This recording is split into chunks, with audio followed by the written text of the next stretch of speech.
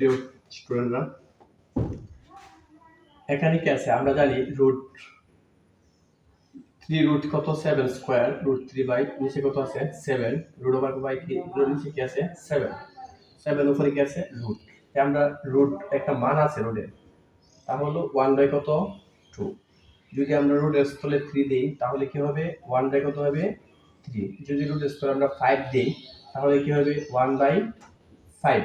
অর্থাৎ যদি রুটের উপর আমরা ডিম বসাই, ধরলাম ডিম, তার মানে কি হতে পারে 1 বাই কত হইব ডিম হবে 1 বাই কি হবে ডিম। তেমনি এখন আমরা কাজ এলো কি আছে এখানে কি আছে রুট 3 নিচে কি আছে রুটের নিচে কি আছে 7 স্কয়ার, তার মানে কি রুটের মান কত হবে এখন 7 স্কয়ার, এর পরে কত হবে 1 বাই কত হবে 3, এর পরে কত হবে 1 বাই কত হবে 3 ইনটু এই যে আমার ইনটু তারপর কি আছে 7 7। এখন রুটের মান কত হবে 1 বাই 3, কারণ কি এর উপরে কি আছে আমার রুটের উপরে কি আছে 3, এজন্য কি হবে 1 বাই কত হবে 1 বাই কত হবে 3। তার মানে আমরা 1 বাই কত বসাইলাম 3, 1 বাই কত 3।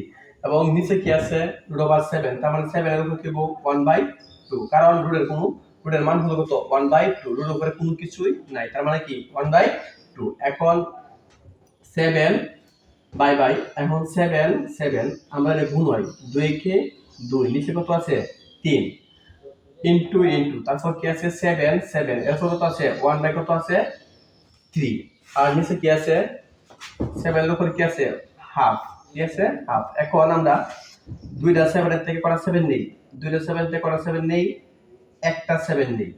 যেহেতু গুণের সূত্র হলো এ এম গুণ কি এ এম, এ এম সমান সমান আমরা দুইটা থেকে করা নেই একটাই এম এম, গুণের জন্য কি যোগ এন এন।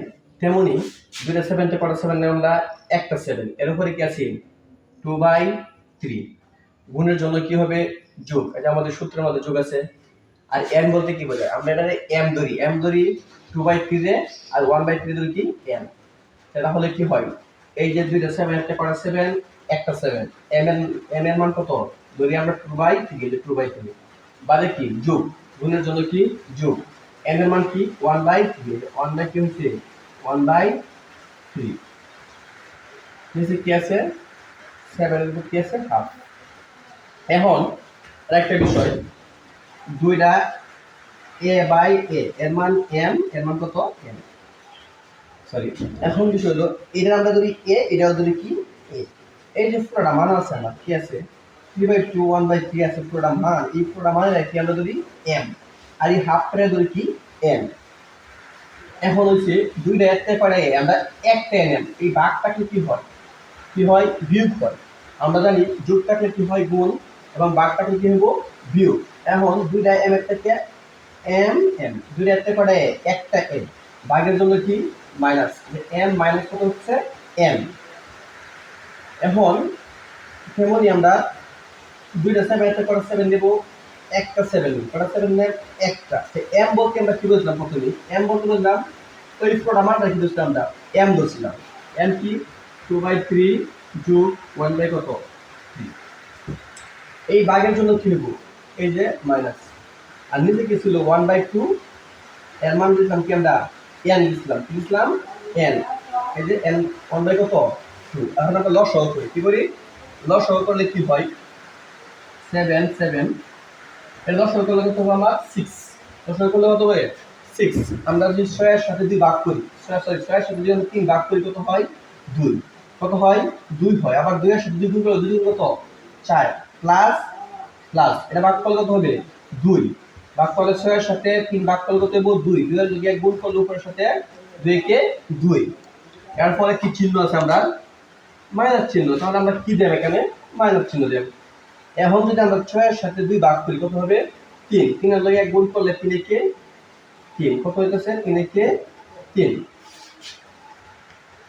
7 7, 4 আর 2 কত 6 মাইনাস কিটা है ना 3, আর নিচে কিটা है 6। আমরা এখন এই পাশে আসা করি, এই পাশে আসি 7 7 6 থেকে আমরা 3 माइनस को कितना है हमरा 3 टा है, और नीचे कितना है 6, नीचे कितना है 6। এখন এখন বিষয়টা হলো 7 আমরা এটা কাটলে কি থাকে 3 কি 3 তার কত 2 তার মানে কি থাকে 1 বাই কি থাকে 2। আমরা জানি রুটের মান কত হয় হাফ হয় 1 বাই 2 মানে কার উপরে 7 উপরে কি রুট হবে তার মানে কি 7 উপরে কি রুট আমার এটাই কি आंसर ओके।